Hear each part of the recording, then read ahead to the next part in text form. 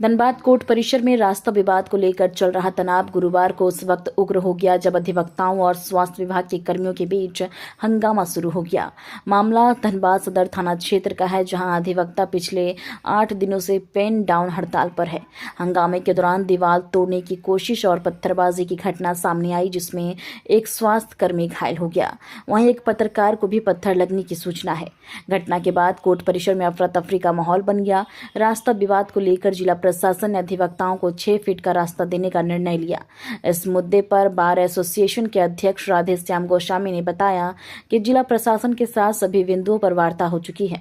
उन्होंने कहा कि कल जनरल बॉडी मीटिंग के बाद पेन डाउन हड़ताल समाप्त करने पर विचार किया जाएगा। अधिवक्ताओं पर लगाए गए पत्थर फेंकने और दीवार तोड़ने के आरोपों को बार एसोसिएशन ने सिरे से खारिज कर दिया। अध्यक्ष राधे श्याम गोस्वामी का कहना है कि अधिवक्ताओं की ओर से इस तरह की कोई भी घटना नहीं और प्रत्याशी घर घर जाकर जनता का समर्थन जुटाने में लगे हुए हैं।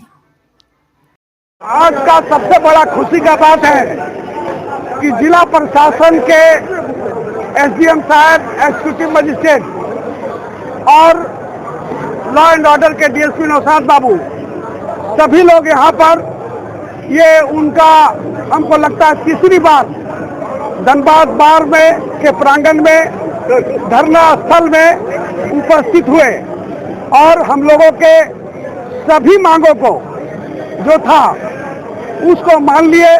कुछ उसका जो गेट वाला है उसमें उन्होंने अपने माइक में सबके सामने में बोल दिया कि ये एक्सटेंशन के लिए हम कर्तव्य निश्चय दृढ़ निश्चय लिए हैं कि उसके लिए भी हम लोग पूरा प्रयास करके जो वादा किया है प्रशासन उसको पूरा करेगा।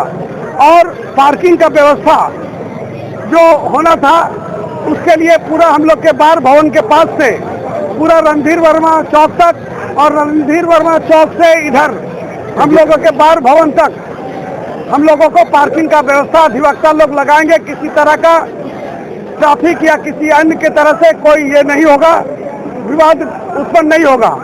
इन सभी परिस्थितियों से हम लोग देख रहे हैं कि 100% हम लोगों के भावनाओं का जिला प्रशासन ने विभिन्न रूपों में आकर के स्वीकार किया। अब उसको इम्प्लीमेंट कर रहे हैं और हम समझते हैं कि आज रात तक सारा काम वो पूरा कर चुके होंगे।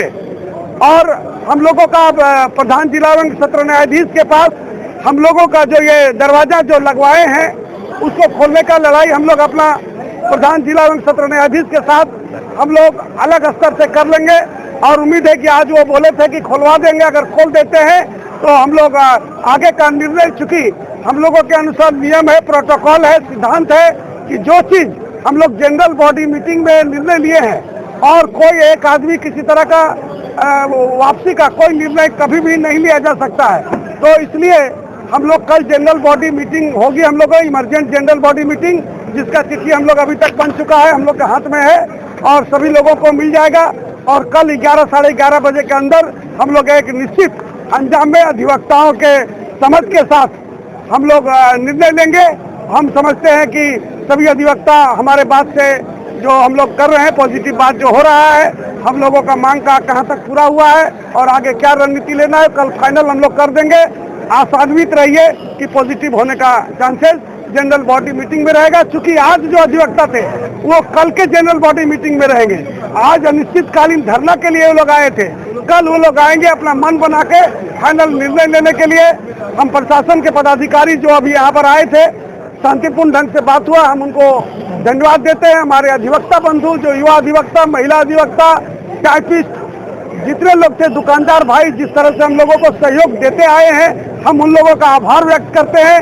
ये धनबाद बार एसोसिएशन की बड़ी जीत की ओर हम लोग अग्रसर हैं। ये कल आज पेन डाउन नहीं, कल हम लोग का 11 बजे, हम आपको पहले ही बता दिए जो नियम है ये कंटिन्यू है, कल 11 बजे ही फाइनल। पथराव का बात ये तो आप जानते हैं कि सिविल सर्जन का साजिश है। पहले ही आप लोगों के माध्यम से अनाउंस कर दिया कि वकील नीचे से किधर पत्थर मारेगा, किसको मार सकता है, आप एक लोग मार के दिखा दीजिए। ऊपर से हम लोगों के अधिवक्ता मनोज को और एक प्रमोद कुमार को, ये दोनों पर चट्टान फेंका था। तो कहानी दूसरा होता, मर जाता या कुछ होता है गुरुदेव। और वीडियो आपको देखिएगा कि ऊपर से जो पथराव किया उस वीडियो को आप लोग नहीं देखे, अधिवक्ता के ड्रेस में था। और इधर कर रहे थे। आज भी कुछ लोगों के बारे में हम लोग को पता चला कि अधिवक्ता के ड्रेस से कुछ वहाँ दीवार तोड़ने का जैसा सीन बनाया गया। तो इस पर जांच होनी चाहिए। निश्चित रूप से इस तरह का ये सिविल सर्जन का षड्यंत्र साजिश है। हम लोग अब चूंकि प्रशासनिक रूप में बढ़िया से हम लोगों का बातचीत हो गया है, इसलिए हम बात को और आगे बढ़ाना नहीं चाहते हैं, लेकिन सिविल सर्जन को बोलते हैं कि अपने लोगों को वो कंट्रोल में रखे। हम यही बात बोलना चाहते हैं। Thank you. आए हुए थे मुख्यालय में हम लोग आए हुए थे। तो मुख्यालय में जैसे ही हम लोग थे कुछ दूरी पर, तो यहाँ से फोन गया। यहाँ पंचकर्म भवन में हमारे 2-3 कार्यालय चल रहे हैं। उस कार्यालय से कर्मचारियों के द्वारा बताया गया कि पत्थरबाजी की जा रही है और दीवार को नुकसान पहुंचाने का, क्षतिग्रस्त करने का काम किया जा रहा है और गाली गलौज किया जा रहा है। तो कर्मचारियों के अनुरोध पर फिर हम लोग सारे कर्मचारी लोग, जो सिविल सर्जन ऑफिस में लोग थे, तो सब हम लोग जुटे कि आखिर क्या हो रहा है। तो जब खिड़की से लोग देखने गए तो उन पर भी पत्थर चलाने की बात सामने आई। तो हालांकि फुटेज है। अब मैं प्रशासन से ये मांग करता हूँ कि इस बिल्डिंग में जो काम कर रहे हैं कर्मचारी, उनका सुरक्षा सुनिश्चित किया जाए। किसी भी समय कभी भी इस तरह की घटना कतई स्वीकार नहीं है या शोभनीय नहीं है।